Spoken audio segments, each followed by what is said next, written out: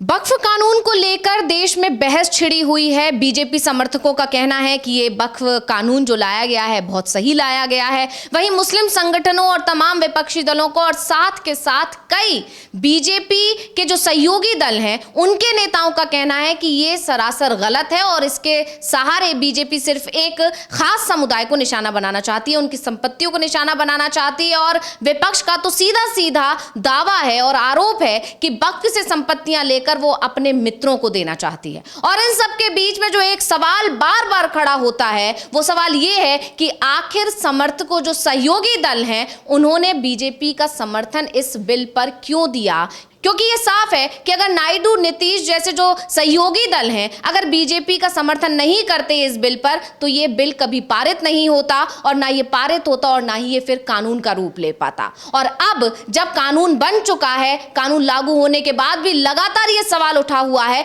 कि आखिर चंद्रबाबू नायडू और नीतीश कुमार की चुप्पी की वजह क्या है, क्यों चंद्रबाबू नायडू ने इसका समर्थन किया और अब कुछ भी नहीं बोल रहे हैं, जबकि ये वो दल हैं जिनका कोर वोटर मुस्लिम है। ये मुस्लिमों का खुद को हितैषी बताते हैं और उसके बाद जब उनके बारे में या उनके साथ खड़े होने की बारी आई तो इन्होंने संसद में चुप्पी साध ली। इसको लेकर विपक्ष भी हमलावर है और मुस्लिम संगठन से लेकर तमाम मुस्लिम समुदाय के नेता और खुद मुस्लिम समुदाय लगातार ये सवाल पूछ रहा है कि आखिर उन्होंने क्या किया। और इन सब के बीच में ममता बनर्जी ने एक बड़ा आरोप लगाया है, बड़ा खुलासा किया है कि आखिर चंद्रबाबू नायडू ने चुप्पी क्यों साध रखी है। तो क्या बोली है ममता बनर्जी, पहले सुन लेते हैं। अभी क्या आपका सिंगल मेजोरिटी है तो भी आप ये सब करते हैं। और देखिए चंद्रबाबू नायडू चुपचाप बैठे हैं। आप लोग को उनको भी वोट देना चाहिए। मैं तो एतराज नहीं करती हूं, चुपचाप बैठे हैं। नीतीश बाबू चुपचाप बैठे हैं, पूरा सपोर्ट देता है। क्या थोड़ा दे देंगे बीजेपी, थोड़ा पावर दे देंगे। इसके लिए पावर के लिए आपको दिल भी दे सकता है, आपको खून भी दे सकता है। आपको वोट देना चाहिए था। तो ममता बनर्जी कह रही हैं कि पावर के लिए इन लोगों ने ऐसा किया। तो क्या लगता है आपको अविनाश जी कि जिस तरह के और भी कई खुलासे हो रहे हैं चंद्रबाबू नायडू को लेकर और उस खुलासों में एक और खुलासा हो गया है ममता बनर्जी की तरफ से, तो क्या कहना है आपका इसको लेकर? हाँ, नहीं, जो ममता बनर्जी का जो दावा है वो काफ़ी हद तक सच है। पहला तो यही कि पावर के लिए कि भाई नीतीश कुमार को तो ये पता था कि बीजेपी के साथ रहेंगे तो सीएम पद तो सुरक्षित रहेगा ही रहेगा, केंद्र की मदद भी मिलती रहेगी। और यही सोच चंद्रबाबू नायडू की भी थी। उनको पता था कि भाई बीजेपी से पावर में केंद्र में सरकार आएगी तो नायडू को केंद्र की मदद सिर्फ इसलिए की जरूरी थी कि राज्य की जो सत्ता है वो आसानी से चला सकें, क्योंकि उनको पता है कि भाई केंद्र में यदि बीजेपी की सरकार रहती है और राज्य में गैर बीजेपी दल की सरकार है तो बीजेपी की सरकार उसको चलने नहीं देगी राज्य सरकार को। तो जो चंद्रबाबू नायडू हो चाहे नीतीश कुमार हो, ये दोनों के दोनों चाहते थे कि केंद्र की जो ताकत है वो उस ताकत का उनको फायदा मिल जाए। और इसीलिए जो उन्होंने अपनी जो नीतियां हैं क्योंकि वो अभी तक जो चंद्रबाबू नायडू हैं या नीतीश कुमार हो जो दावा करते थे कि वो धर्मनिरपेक्ष सरकार चलाते हैं, सेकुलर सरकार चलाते हैं, लेकिन बीजेपी की मदद के लिए उन्होंने वो सारी चीज़ें ताक पर रख दी। और बीजेपी का जो एक तरीके से हिंदुत्व की लाइन है लगभग वो दोनों ही पार्टियां उसको फॉलो करती हुई दिखाई दे रही हैं। और सीधी सी बात, क्योंकि आप ताकत का इस्तेमाल आप एक तरीके से आर्थिक मदद केंद्र से चाहते थे और इसी के चलते आप आज बीजेपी के पाले में खड़े दिखाई दे रहे हैं। जी, मतलब साफ साफ उन्होंने कहा है कि पावर के लिए इन लोगों ने अपने घुटने टेक दिए। अपने बयान में ममता बनर्जी कहती हैं कि क्या आप सिर्फ पावर के लिए अपना दिल दे देंगे, अपना खून भी दे देंगे। मतलब बहुत ही ज्यादा अटैकिंग मोड में ममता बनर्जी यहां पर नजर आई है। और इसमें एक बड़ी वजह कहीं ना कहीं मुर्शिदाबाद में जो माहौल बिगड़ाया हुआ है उसको लेकर जिस तरह से ममता बनर्जी को बीजेपी की तरफ से टारगेट किया जा रहा है, कहीं ना कहीं एक बड़ी वजह यह भी माना जा सकता है ममता बनर्जी के गुस्से को। नहीं, वो मुर्शिदाबाद में जो चल रहा है इस समय, उसकी तो बाद में तहकीकात होगी, क्योंकि अभी माहौल वहाँ धीमे धीमे करके शांत हो रहा है। पहली कोशिश तो ये है कि किसी तरीके से शांति लेके आई जाए।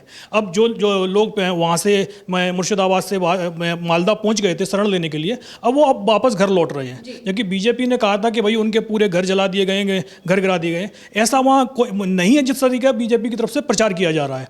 और दूसरी बात, जिस तरीके से ममता बनर्जी ने बोला है चंद्रबाबू नायडू या नीतीश कुमार के लिए, आप इन लोगों के ही बयान देख लीजिएगा। आप 3 साल पुराने नीतीश कुमार के बयान देखिएगा, या फिर आप चंद्रबाबू नायडू के 5 से 6 साल पुराने बयान देख लीजिएगा। जिस तरीके से वो नरेंद्र मोदी की नीतियों का खुलकर विरोध करते थे, उनके बयानों से साफ था कि अब वो कभी भी बीजेपी के साथ नहीं जाएंगे। बीजेपी की सरकार की जो नीतियां हैं, उन नीतियों के चलते उन्होंने एनडीए छोड़ा था। चंद्रबाबू नायडू ने तो महिषासुर कह दिया था पीएम मोदी को। हाँ बिल्कुल, उन्हीं का बयान था कि उन्होंने प्रधानमंत्री नरेंद्र मोदी को महिषासुर बताया था और ममता बनर्जी को देवी दुर्गा बताया था। ममता बनर्जी तो आज की तारीख में उसी पोजीशन में खड़ी हुई हैं। वो आज भी बीजेपी के खिलाफ जो लाइन लिए हुए हैं वो उसी पर अड़ी हुई हैं। लेकिन चंद्रबाबू नायडू आज की तारीख में कहाँ हैं? आप एक तरीके से ईडी का दबाव आप मान के चल सकते हैं, या फिर आप मान के चलिए कि उनको लगा कि भाई केंद्र की मदद के बिना वो सरकार राज्य में नहीं चला पाएंगे। भाई इससे बाकी की सरकारें भी चल रही, कांग्रेस की कितनी सरकारें चल रही, ममता बनर्जी नहीं चला रही क्या?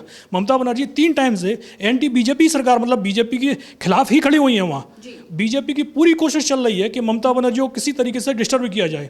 सबसे ज़्यादा केंद्रीय जांच एजेंसियों की कार्रवाई का सामना यदि कोई पार्टी कर रही है आज की तारीख में, तो वो टीएमसी कर रही है। लेकिन उसके बावजूद ममता बनर्जी ने अपने घुटने नहीं टेके हैं, और वो लगातार इस चीज़ को बोल रही हैं कि जो बीजेपी सरकार की नीतियाँ हैं, वो नीतियों के स्तर पर ममता बनर्जी का कोई नरेंद्र मोदी से व्यक्तिगत विरोध नहीं है, सिर्फ नीतियों का विरोध है। और इसी को लेकर उन्होंने चंद्रबाबू नायडू और नीतीश कुमार को याद दिलाया है कि भाई आपकी नीतियां कहां चली गई हैं, आपने क्या बीजेपी के सामने घुटने टेक दिए हैं? इसी को लेकर ममता बनर्जी लगातार उनको याद दिला रही हैं। जी बिल्कुल। और वक्फ कानून का जो मुद्दा जिस तरह से तूल पकड़ रहा है, और उसी कानून पर चर्चा के दौरान जिस तरह से मुस्लिम संगठनों का विरोध प्रदर्शन शुरू हुआ, नाराजगी जो उनकी देखी जा रही है, मुस्लिम संगठन जिस तरह से पूरे देश भर में विरोध प्रदर्शन कर रहे हैं, 7 जुलाई तक का समय है, और इसमें वो जगह जगह जाकर लोगों से बातचीत करेंगे और पहुंचाएंगे कि कैसे ये कानून उनके लिए मुश्किलें पैदा कर सकता है आगे आने वाले समय में। उसी सब के बीच में ममता बनर्जी इमामों से मिलने पहुंची थी, और जब वो वहां पहुंची तो उन्होंने खुलकर नीतीश कुमार और चंद्रबाबू नायडू पर निशाना साधा, और उन्होंने ये साफ उनकी जो छवि बना दी वो ये कि अब ये मुस्लिम विरोधी छवि वाले नेता हो चुके हैं। यानी ये सिर्फ आपका वोट लेते हैं, और बदले में जब आपके लिए कुछ करने की बारी आती है तो ये सिर्फ सत्ता सुख के लिए, पावर के लिए बीजेपी के साथ खड़े हो जाते हैं। और जब अब आने वाले समय में, क्योंकि अभी विधानसभा चुनाव है बिहार में, और उसके तुरंत बाद बंगाल में विधानसभा चुनाव होने वाले हैं, ऐसे में ममता बनर्जी का जो ये बयान आया है, ये नीतीश कुमार के लिए भी बड़ी परेशानी खड़ी कर सकता है। और जब बंगाल विधानसभा चुनाव होंगे तब पूरे एनडीए के अगर कोई स्टार प्रचारक, जैसे कि अगर नीतीश कुमार को वहां स्टार प्रचारक के तौर पर भेजा जाता है, अगर ये एनडीए चलता है, तो जिस तरह से हालात बिहार में बने हुए हैं अविनाश जी, उस तरह से तो ये भी नहीं लग रहा है कि नीतीश कुमार बीजेपी के साथ रहेंगे। लेकिन अगर रहते हैं तो आगे आने वाले चुनाव में अगर बीजेपी के स्टार प्रचारक के तौर पर या बीजेपी के लिए प्रचार करने नीतीश कुमार जाते हैं, तो उनकी बातों को वहाँ के जो मुस्लिम संगठन हैं या समुदाय हैं अब ज़्यादा गंभीरता से ना लें या उनकी बातों पर विश्वास ना करें। कहीं ना कहीं ममता बनर्जी का ये बयान उस तरफ भी इशारा करता है, क्योंकि आगे आने वाले समय में चुनाव होने। हाँ बिल्कुल, ममता बनर्जी के बयान को बंगाल नहीं, आप बिहार चुनाव से देखिएगा, क्योंकि क्या बिहार में मुस्लिम संगठन जेडीयू का समर्थन करेंगे? आज हालत ये है कि नीतीश कुमार के बुलावे पर भी जो मुस्लिम धर्मगुरु उनके पास नहीं पहुंच रहे हैं। उनका कहना है कि भाई आप हमको बुला के सिर्फ फोटो खिंचवाने के लिए बुला रहे हैं, क्योंकि जो आपकी नीतियां हैं वो आज की तारीख में आप जो नीतीश कुमार हैं वो बीजेपी के सामने घुटने टेक चुके हैं।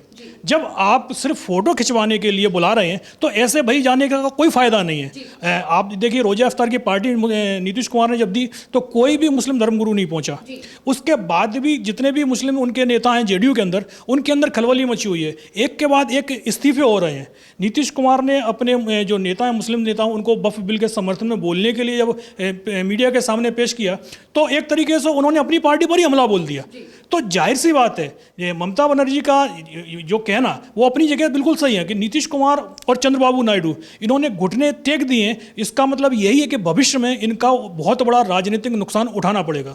जी बिल्कुल, यानी ममता बनर्जी का जो बयान है वो बिहार विधानसभा चुनाव और आने वाले समय में जो बंगाल विधानसभा चुनाव है और जो दूसरे विधानसभा चुनाव होने हैं उसके आधार पर अगर देखा जाए तो बहुत बड़ा बयान है और ये बीजेपी के लिए और पूरी एनडीए के लिए बहुत ज्यादा मुश्किलें खड़ी कर सकता है। फिलहाल ये साफ है कि आगे आने वाले जितने भी चुनाव हैं उनमें वक्फ कानून एक बड़ा मुद्दा बनकर उभरेगा और विपक्ष और चाहे जो बीजेपी विरोधी पार्टियां हैं, जैसे अगर हम बंगाल की बात करें तो वहां पर टीएमसी जो कि सत्ताधारी पार्टी है लेकिन बीजेपी विरोधी है, इंडिया गठबंधन का हिस्सा रही है, तो ऐसे में कहीं ना कहीं ये सभी दल बीजेपी के खिलाफ इस मुद्दे को अच्छी तरह से भुनाने की तैयारी में लग गए हैं। बहुत बहुत धन्यवाद आपका अविनाश जी तमाम जानकारी देने के लिए और इसी के साथ मुझे यानी अंशिता को दीजिए इजाजत। नमस्कार।